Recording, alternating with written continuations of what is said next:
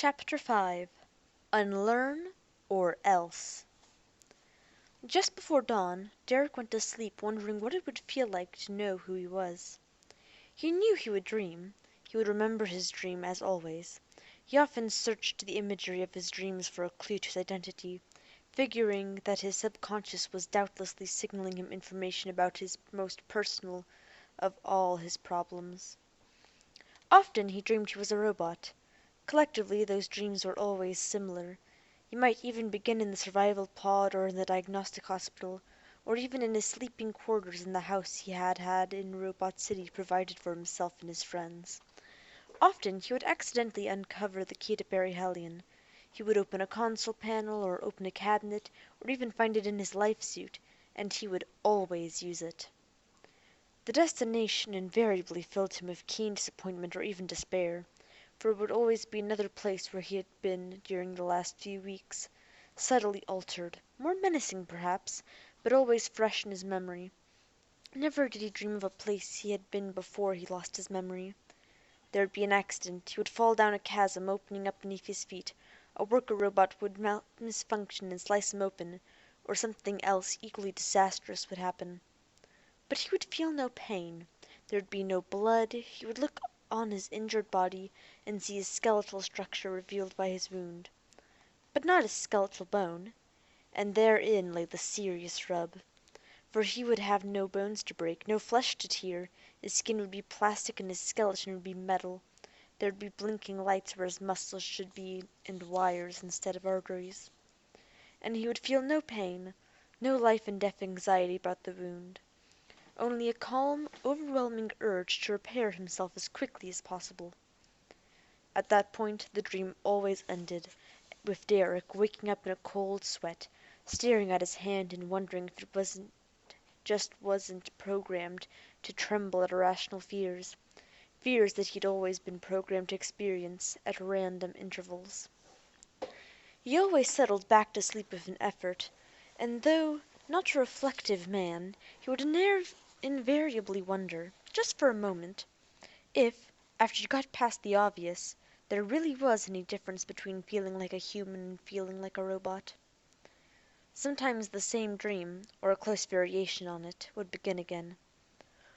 Tonight, however, as he tossed and turned, the dream was somewhat different. Not surprisingly, it began in the square. It was night and Derek was alone. There was not an entity in sight, and as he looked at the slightly taller, slightly more freakish versions of the buildings around the square, he doubted there was an entity in the city. But something was missing. He sensed that though the square was deserted, it was even emptier than it should be. Something else should be here. Circuit breaker! Where was circuit breaker? Derek looked down to see the plasticrete was crawling up his feet, fastening him to the spot. There was the distinct sensation of his feet merging with the plasticrete, of the metacells beginning to function in harmony with his biological cells. Derek held down his growing sense of panic with an effort.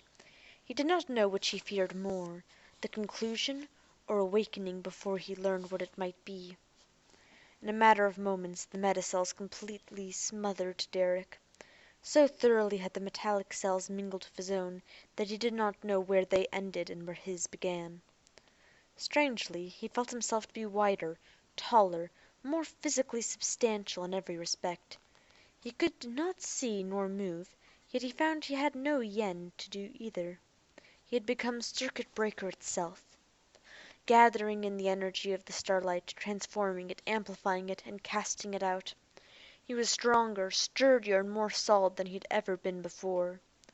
But he had also lost his mind. Suddenly he had gone from a someone to a no one. He didn't even miss his sense of identity. He could understand why he wanted his memory back in the first place. What good could thinking and knowledge do him, standing so strong and bulky against the atmospheric tides?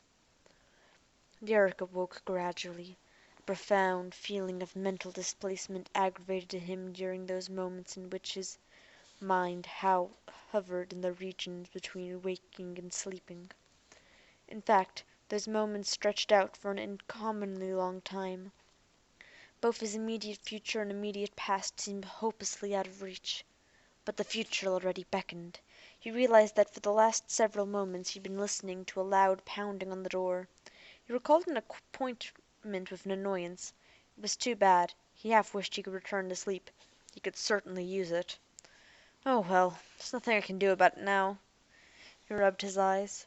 "Hold on!" he said. "I'll be right there." But the knocking continued unabated, growing progressively more insistent. Now Derek was really annoyed. The persistent knocking, if it had come from a human, would be very impolite.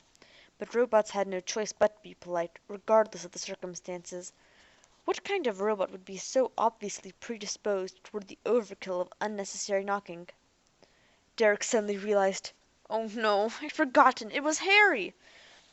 And Derek dressed hurriedly opened the door, and sure enough, Harry was standing at the threshold. "I assume I have not been knocking too long," the robot said. "I have 100 questions to ask you." "And I've got few more than that to ask you," Derek replied, motioning him inside. "But I'm afraid we've got a limited amount of time today." "So am I to assume that you were interviewing Lucius later?" asked Harry. "Why chat with that genius when you have me around?" Then, "Was that good? Was it humorous?" Derek tried to hide his smile. He didn't want to encourage the robot, which didn't need it anyway. "I think you'll both prove equally important to my studies of what's happening to the robots on this planet. Did you bring your friends along?" "M334 and Benny? No. They're working on a project of some sort together. I think they want its nature to be a surprise." "And it probably will be," said Derek sarcastically, "if the events of the last few days have had any indication." "Forgive me in advance, but was that remark also an attempt at humor?" "Not really, no." "I see.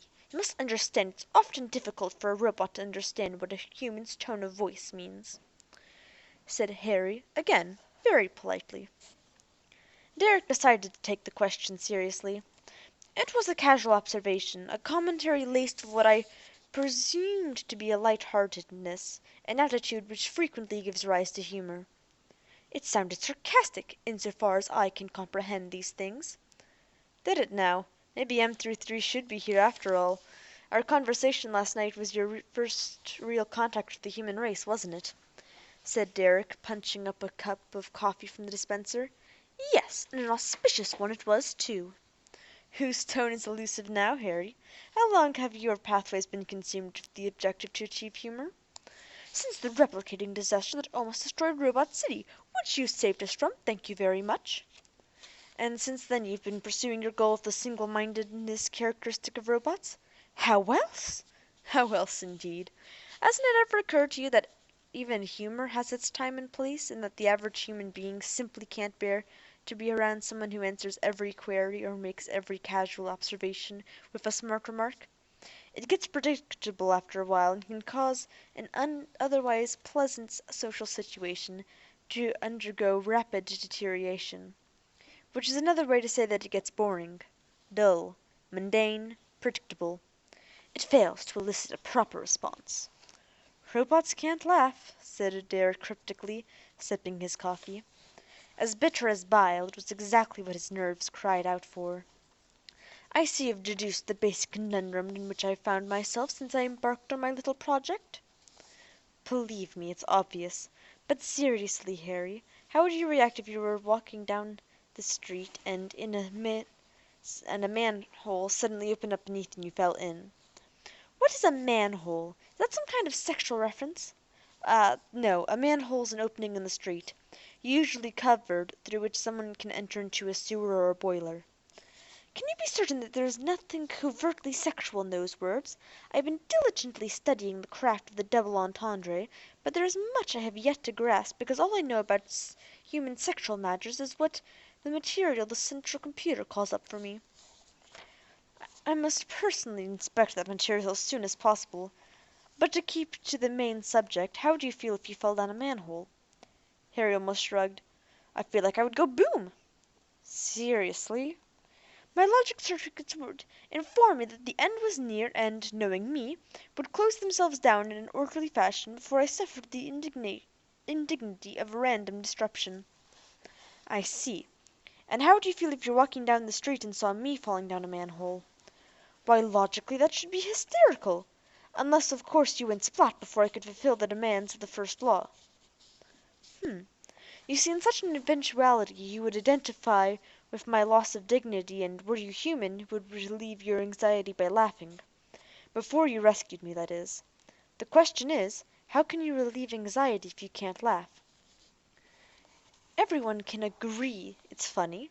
That is how my comrades inform me when they believe I'm on the beam. But a comic performing jokes in front of an audience of robots can't stop his act after every joke to ask everyone if he's on the right track.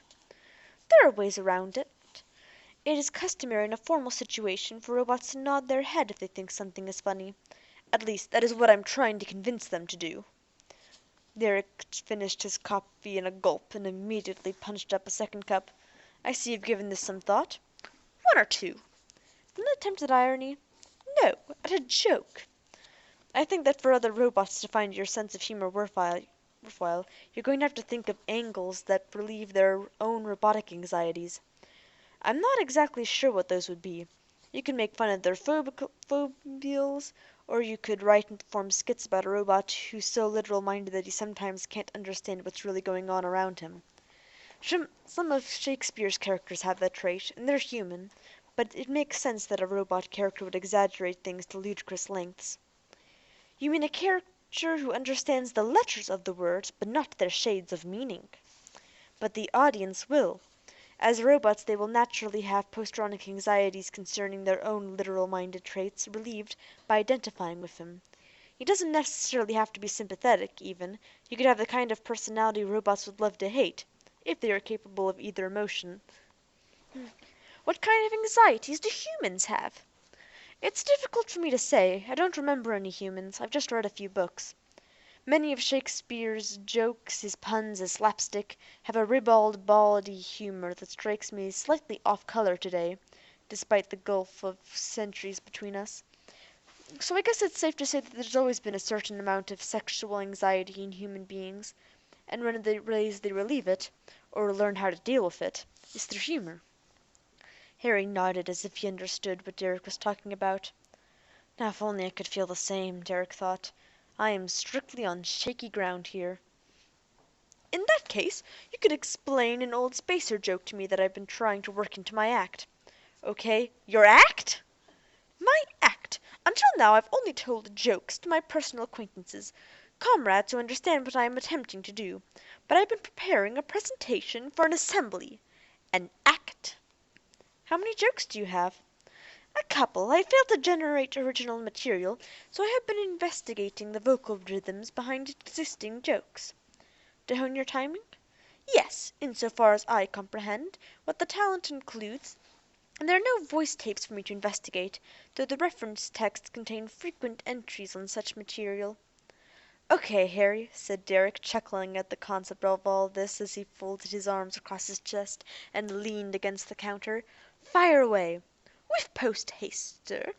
One day 3 men in a life pod are coming in for a landing at the local space dock. They have been removed for several days and are eagerly anticipate their return to the comforts of civilization.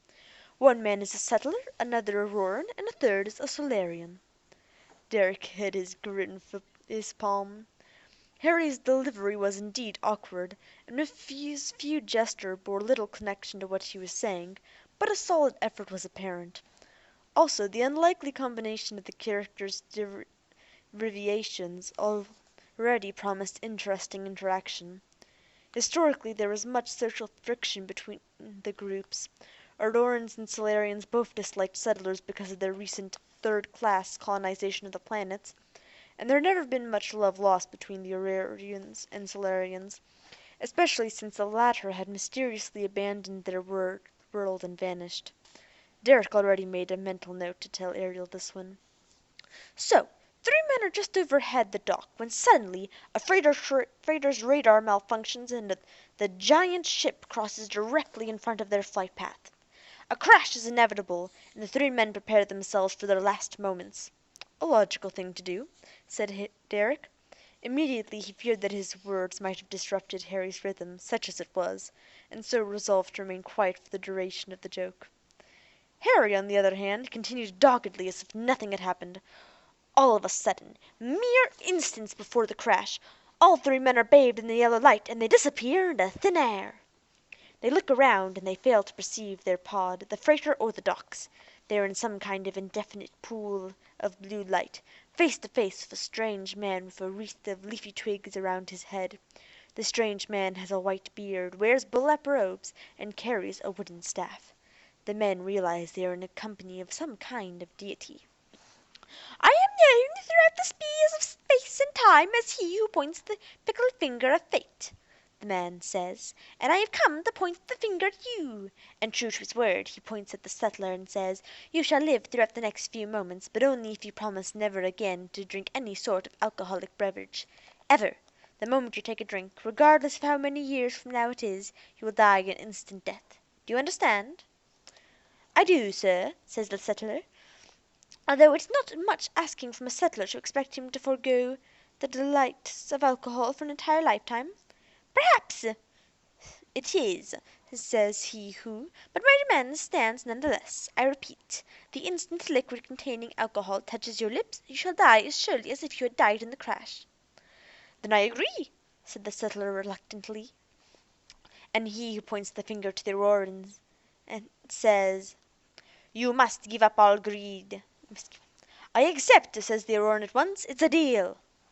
And he who points to the Solarian says, "And at last you must give up all sexual thoughts, except for those you might have strictly for purposes of social acceptable wedded bliss." "Excuse me, sir," says the Solarian, "but this is impossible. Don't you know that we Solarians have been through, because of our centuries of social and personal reproduction have ended so recently, we have little choice but to think about our new freedoms, and often—" He who frowns and shakes his head. This is no concern of mine. The three of you have my terms. Accept them or die." "I accept," the Solarian says.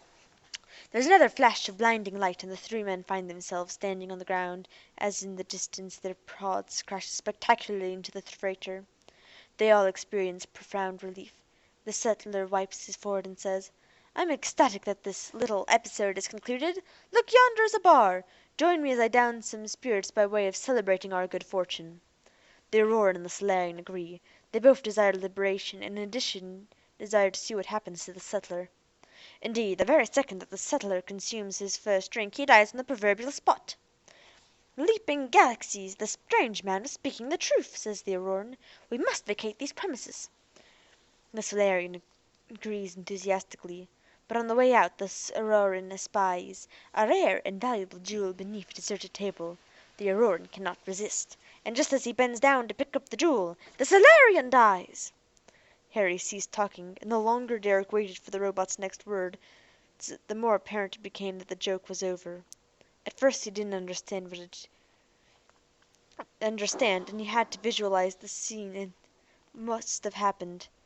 The Aurorian bending over, the Solarian breaking his word. Derek burst out laughing.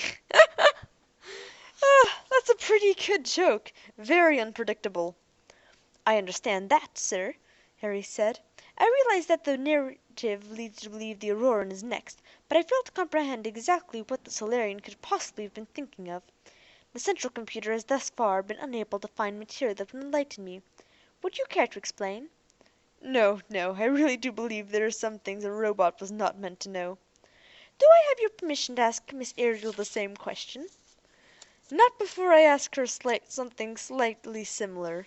He took Harry by the arm and began leading him toward the door. "Now that I've got to get you out of here. Lucius is due, and I'd like to talk to him alone if you don't mind." "Sir, how could I possibly do that?" Harry asked. "Just a figure of speech," said Derek, reaching for the doorknob. But before he had the chance to touch it, the door opened from the other side. Ariel, her hair dripping wet and her suit clinging to her body, came running into the house. "There you are!" she exclaimed. "Don't you ever knock?" Derek asked angrily, then calmed down when he realized something serious was the matter. Besides, of course, you didn't have to knock. She lived here too. "Are you all right?"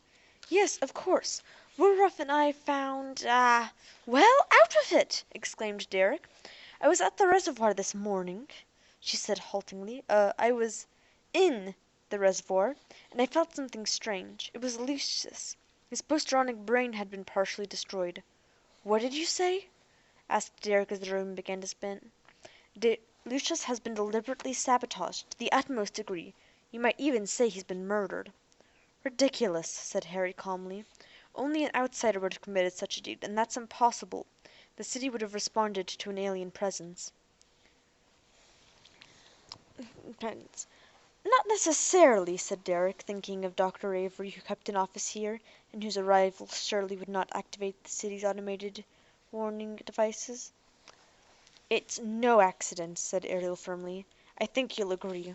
Woolruff is supervising the robots who are bringing the body over here. Then you'll both see for yourselves." "One of you must know more," said Harry. "A robot would not willingly harm another robot. Only you two and the alien are suspects." Derek rubbed his chin thoughtfully. "No, there is no law actually dictating that a robot shall do no violence to another robot. In fact, a robot would have no choice if he truly believed harm would come to a human as a result of his omission of action." He glanced at Ariel. "Where's Mandelbrot? Woolruff?" "Supervising the robots carrying the body here," she said. "Harry, please leave immediately. We'll finish our talk later." "All right," said the robot, walking through the door, "though I feel obligated to warn you. You have not perceived my presence for the last time." "Is that robot for real?" asked Ariel after it was gone. "I'm afraid so," Derek replied. "Are you certain that we're dealing with a deliberate case of deactivation here, not an accident of some sort?" "No, but Derek, Lucius's face was stuck in several places. It certainly looked deliberate to me, as if someone wanted to ensure it couldn't be identified."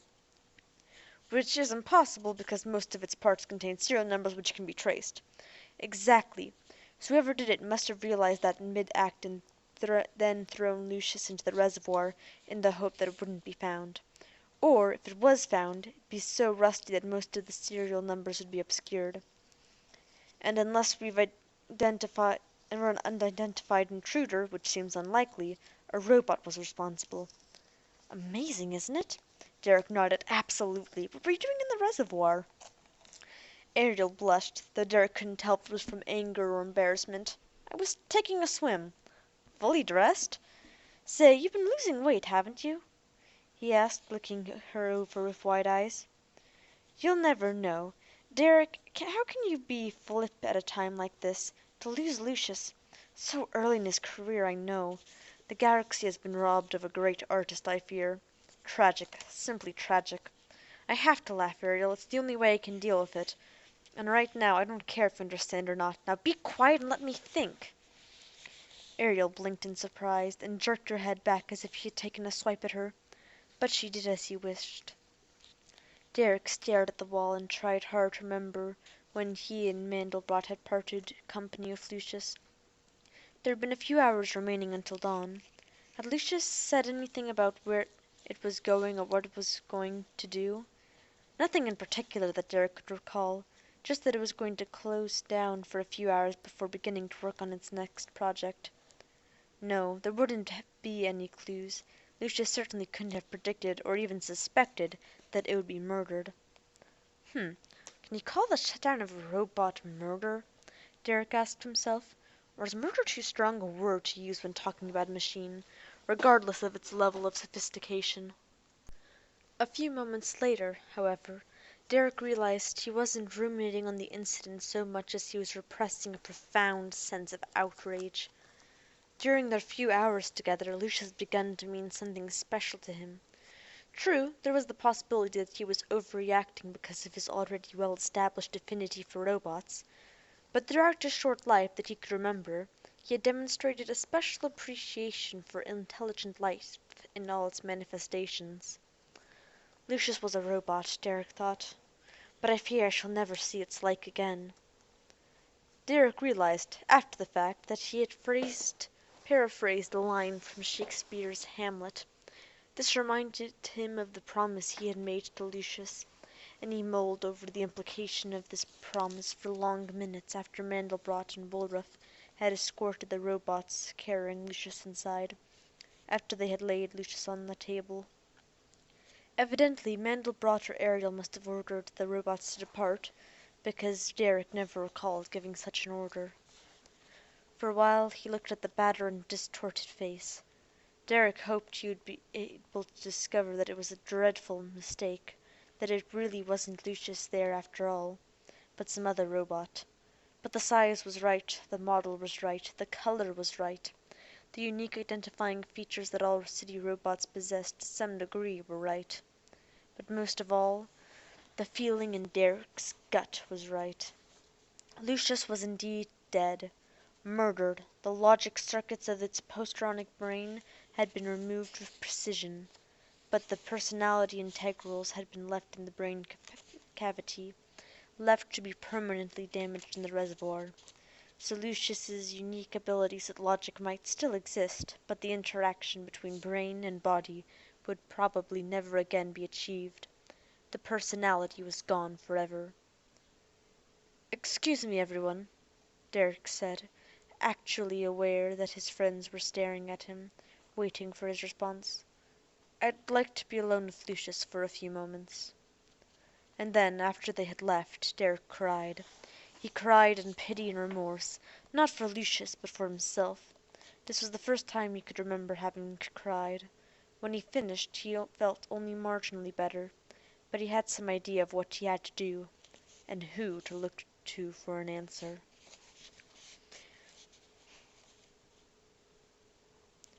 Derek found the Ebony at the place he had come to think of as Circuit Breaker Square. Other robots of various models and intelligence levels stood around the building, watching its color reflect the sunlight in muted shades. Occasionally reflections thrown off by the smooth plains glittered against the robots in the other buildings. The overall effect of Circuit Breaker was more restrained in the sunlight. Doubtlessly that, too, had been part of Lucius's plan, to permit the building to become controllable and hence safer in the day, while the night unleashed its true energies.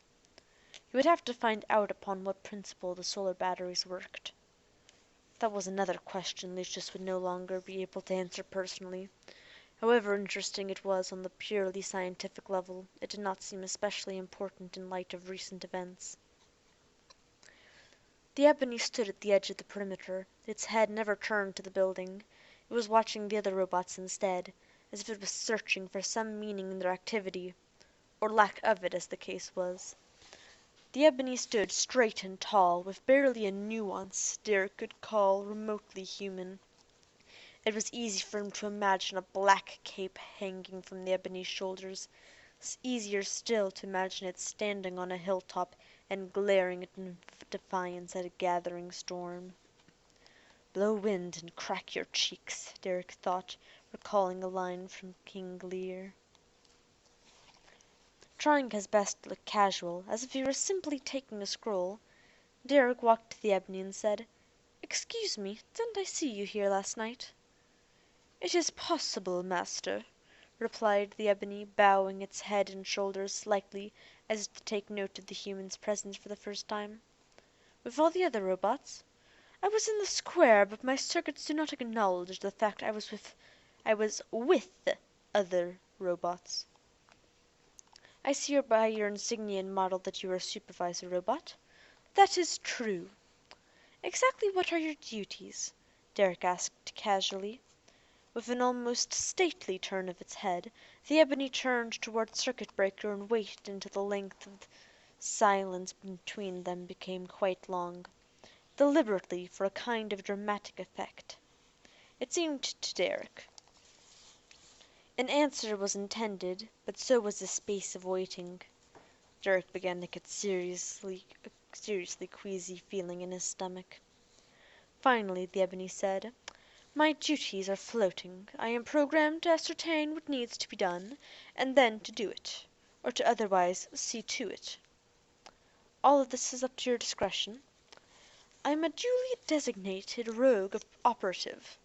The city requires a certain amount of random checks if it is to run at peak efficiency. If a machine breaks down gradually, the supervisor on the spot might not notice because it is there during every tour of duty. It would get used to the situation, would not even realize something was amiss. Whereas I, with my extra keen memory banks, and an eye capable of perceiving individual levels of metacells, would notice it immediately. Once you actually look at the problem, that is. Of course, I doubt even a human can fix a machine before he knows if and where it has been broken. Don't underestimate us. I shall strive not to. Do not think, sir, that my sole function is to act as a mechanical trouble-shooter. My tasks vary depending on the situation. Often Central calls on me to provide visual and cognitive assistance if there is some problem with robot efficiency.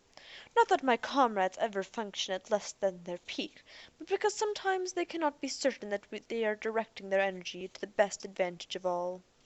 So you're a problem solver. You help to devise solutions to the unforeseen shortcomings in Central's program. Derek leaned against a building and saw a circuit breaker weave back and forth like a balloon hung up in a breeze. He felt like someone had hit him on the back of the skull with a leg wrench. His lungs felt like paper, his ankles felt like the bones had turned into rubber putty. At first he was too stunned to loathe the Ebony, but that feeling grew and grew as he leaned there and tried to get his thoughts straight. This robot has got to make decisions, Derek thought. The very nature of its job calls for analytical creativity. It could have viewed circuit breaker as so revolutionary to the robot's psyche that it constituted an obstacle to the laborer's duties, and then the Ebony would have been forced to do something about Lucius. There's nothing in the 3 laws about a robot being forbidden to harm another robot. In fact, first law situations and second law orders may require it. This is not proof, though. For a moment, Derek wondered what he would have to do once he had the proof. He would have to keep the Ebony, or whichever robot the murder was, functional for a time until the mechanics as well as the psychology had been checked for anomalies. The question of what came next would have to be decided after all the facts were in. It was possible that the Ebony couldn't help itself, just as it was also possible that the 3 laws had been a significant factor, that once the Ebony had embarked on a course of logic, it had followed it rigorously to an end predestined for tragedy. "Tell me," Derek said, making an effort to stand up straight, "do you ever take the initiative when it comes to identifying problems? If you mean, can I pinpoint a potential glitch before Central is aware, then the answer is yes. These occasions, however, are quite rare and often not obvious." "They're obvious if you're not Central." "Sir? And do you ever take the initiative in solving problems?"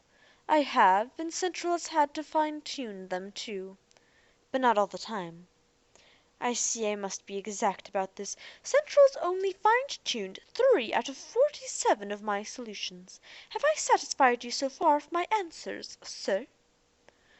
47? That's a lot of problems, and those are only the ones you found on your own. Robot City is young, sir. There'll doubtlessly be many glitches in the system before the city is operating at 100% efficiency. And you're certainly going to do your bit, aren't you?" "I can do nothing else, sir." Derek nodded. "I see. By the way, what's your name?" "Canute." "Tell me, Canute, how would you rate, efficiency-wise, a robot that deliberately took it upon itself to disconnect a comrade?" "Sir, it would have to be seriously examined. Though, of course, it is possible that a first or second law would permit such an action." "Are you aware that someone, presumably a robot, brutally disconnected Lucius last night? Damaged him beyond all hope of repair?" "Of course I'm aware. News travels fast over the comlink." "So you heard about it from other robots first?" "Sir, why not ask me outright, if I was the robot responsible? You know I am forbidden to lie." Canute's words were like a bucket of cold water thrown into Derek's face. Their forthrightness startled him. How did you know I was leading up to that?" "It seemed obvious from your line of questioning. I see you have advanced deductive abilities. It is a prerequisite for my line of work." I think you might be Just may be the kind of robot I need, Derek thought. Putting aside his feelings for Lucius with a force of will, he thought of Ariel and of the possibility that Canute, who made its intuitive leaps from a solidly practical framework, would be just the one to help him diagnose and cure her disease. Once its mental frames of reference could be adjusted, that is. The trick would be to get it to readjust, to admit the gravity of its error, without causing post-traumatic burnout in the process. For in that eventuality, Canute wouldn't be able to repair a paperclip. So the direct approach was out. Besides, Derek had a promise to keep. Canute, you may find this hard to believe, but I've been looking for a model like you. So? Yes, I have a specific type of building in mind that I'd like to see erected nearby. I'd also like it as permanent as possible. I think its presence will do much to enrich life here in Robot City. Then I'm eager to do whatever you ask. What type of building did you have in mind? An open-air theater, a playhouse. I'll give you the details later, but I want to see functional elaboration in design. I want you to generate your notions of some of the details. In fact, I insist on it. Understand? Yes, said Canute, lowering its head slightly. May I ask why you want to have a theater erected? Have you ever heard of Hamlet? And thus ends this chapter. It appears we only got Lucius for a single chapter before his unfortunate demise. Anyway, hope you enjoy. And I guess we'll get to see some robots doing theater.